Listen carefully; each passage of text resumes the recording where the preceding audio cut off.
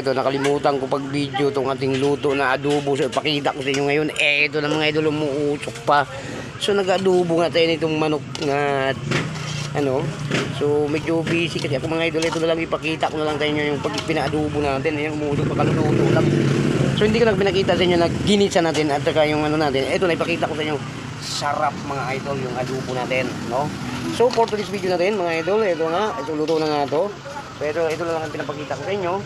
So hindi na natin pakita yung pag-iwa natin ng mga ricado. So medyo busy na tayo.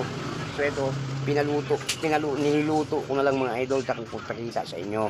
So for today's video, kung hindi pa kayo nakasubscribe nitong ating YouTube channel, pag-subscribe mga idol para updated tayo ulit sa ating bagong video. Bye bye!